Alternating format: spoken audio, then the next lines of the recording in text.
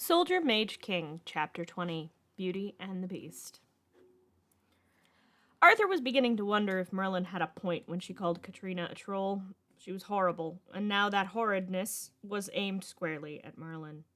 Katrina, the newly wedded queen of Camelot, claimed that Merlin had stolen her seal of nobility, as if Merlin would ever turn thief. Arthur had Leon to thank for the tip-off, otherwise he would only have known Merlin had been accused after the fact. As it was, Leon caught him on the way to the training field and gave him enough time to double back to his room where Merlin was gathering his laundry. He banged his way into his room, slamming and locking the door behind him, making Merlin jump where she was making his bed. Arthur? No time. Queen Katrina's accused you of stealing her seal, Arthur said, rushing to the other doors to his chambers and locking them. It would slow the guards, and that might be Merlin's only chance. I didn't! She was indignant. Arthur nodded. Of course you didn't, he said, peeking down the servants' passage. It remained clear. But right now, you don't have time for explanations. Arthur, she's a troll! Merlin insisted. Arthur caught her by her wrist, pulling her over to the servants' entrance. No time for that now. If you value your life, get out of Camelot. There won't be a guard on the western gate for another 20 minutes. It's your only chance. Go, please. Arthur muttered as someone began to pound on his door. Merlin opened her mouth to argue, but seemed to think better of it, taking off out of the servants' entrance. Arthur watched her vanish down the stairs, praying she wouldn't be caught as he clicked the door to the servants' passage closed behind her. He made his way to the door, schooling his expression into one of annoyance. What in the blue blazes are you pounding on my door for? He demanded of the two guards outside. Sire, we have orders to arrest Merlin. She's been accused of stealing from the queen. One of the guards said. He didn't look particularly happy about these circumstances. Arthur raised an eyebrow. I haven't seen Merlin all morning. He lied, motioning them into the room. I doubt she's been here yet. She usually leaves the door to the servants' passage hanging open. Leaves the worst draft running through. Arthur claimed as the guards began to search. He stepped over to the bed and kicked Merlin's left-behind laundry basket under it before either guard could see it. They left shortly after, and Morgana stormed in, frowning. Why am I hearing from Gwen that Queen Katrina has accused Merlin of thievery? She demanded. Because I only heard about it 10 minutes ago, Arthur said, and Morgana blanched. Have they caught her?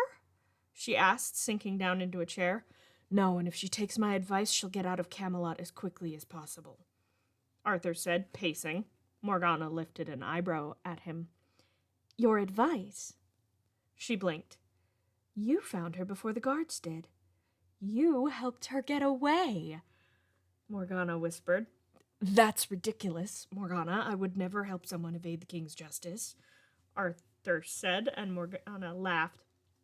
Unless you don't think that justice is deserved, she said with a grin.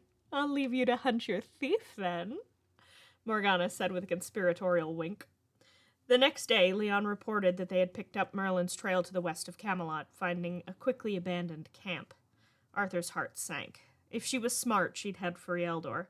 It was her old home, and within the bounds of Senrid's kingdom. They couldn't send a patrol through there. Senrid had broken the peace treaty some months ago, and a patrol from Camelot would be seen as an act of war. Things only got worse from there, though. His father imposed a new cruel tax on the people of Camelot. One Arthur knew most of them would not be able to bear. He'd spent more time in the lower town over the last year and a half since meeting Merlin. He'd met more of the people in the town than he'd ever thought even lived there. The baker in town knew him by sight and knew he preferred strawberries over blueberries, something he was sure he had Merlin to thank for. He barely hesitated before ordering the reversal of his father's tax. Gwen thanked him for it later that day. She'd be proud of you, you know, Gwen said with a grin. Arthur frowned. I'm sure I don't know what you're talking about, he lied, the image of Merlin beaming at him, joy and pride mixing in her crystal blue eyes flashing across his mind. You do, though. She proved that station never mattered. That it doesn't matter if you're a prince and she's a servant. You're still friends, and I think we both know you feel more than that for her. Gwen was gentle with it, but Arthur still flopped back down into his chair in defeat. I'm that obvious, he asked, and Gwen laughed lightly. Only because I know you, she said and curtsied as the door opened and Leon entered. The topper of the week was that his father disinherited him, and Merlin had been right the whole time. His stepmother was a troll. He flopped down onto his bed. It had been about 2 days since the coronation. Uther was planning another tax on the people. There was no end in sight. The only consolation Arthur had was that the guards had yet to find Merlin. Her trail had gone cold near 2 leagues away from Camelot. But it had been going towards the Eldor, from what Leon could tell. He wished she was here. He couldn't handle this on his own. Everything was going wrong, and he had no idea how to handle it. Arthur. It was almost as if he could hear her voice now. He frowned up at the ceiling. Was he really so far gone on her that he was hearing her voice when she wasn't even there? Arthur! The call was more insistent this time, but it couldn't be her. Arthur leapt from the bed, drawing his sword. Someone was in his room. Who's there? He called. In the dim light from the window and the dying fire, a figure slid out from under his bed. Merlin, she said, grinning up at him as he practically dropped his sword. Setting it down instead, he held out a hand and pulled her to her feet, resisting the urge to pull her into an embrace. You're back, he said. She didn't look like she'd been in the woods for near a week. She didn't look much different than usual. She'd even managed to change clothes. Oh, I never left, Merlin said, and Arthur frowned. Had she been under his bed the whole time? Gaius and I managed to lay a false trail, but we have more important things to discuss, like the fact that I was right. No need to gloat. There was a knock on the door, and Merlin ducked behind the changing screen, shoving a shirt in Arthur's direction. He was glad she couldn't see how red his face had grown as he pulled on the shirt and stepped over to the door. Gaius bowed. I was informed that you weren't feeling well, he said, stepping into the room before Arthur could even answer. He closed the door behind him. Merlin? He asked. She popped out from behind the dressing screen. Good. Have you told him the plan? Haven't had a chance, Merlin said, shaking her head. She looked around the room and frowned. Have you been scaring off my replacement? She demanded. You haven't been replaced. What plan? Arthur said, hoping she wouldn't read too much into his words. Of course you couldn't get anyone to replace me, Merlin said with a grin. Gaius thinks your father's been enchanted. We found a way to break it, but we need your help.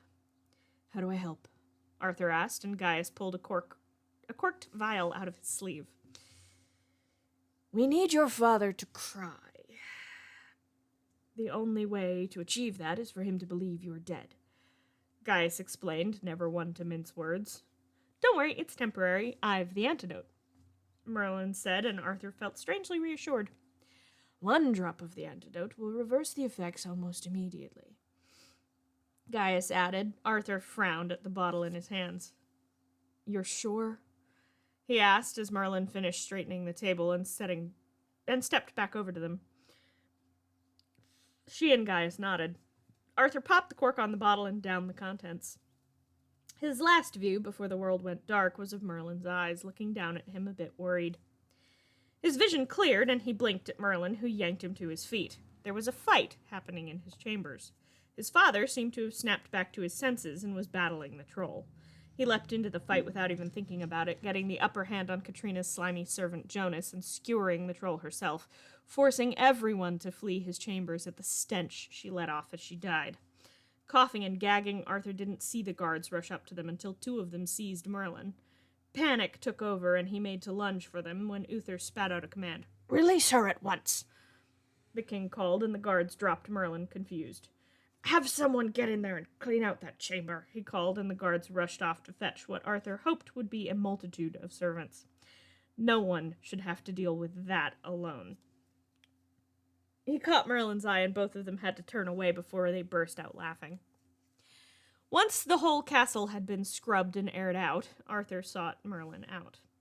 I wanted to say thank you. If it wasn't for you, I'd still have a troll for a stepmother, Arthur said, and Merlin slapped a hand over her mouth, trying to stifle her laughter. I don't know if I'm ever going to be able to look at your father without laughing about it, she admitted. Arthur snorted lightly. Just don't get caught laughing at the king. He'll be out for your head. Arthur said, trying to sound serious and only managing it about halfway. As if you'd let that happen, Merlin said teasingly. Arthur rolled his eyes but reached out to pat her on the shoulder. She surprised him by pulling him into a quick embrace.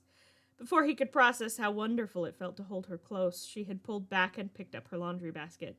Thank you, Arthur, she said, and he couldn't help but smile as she walked away.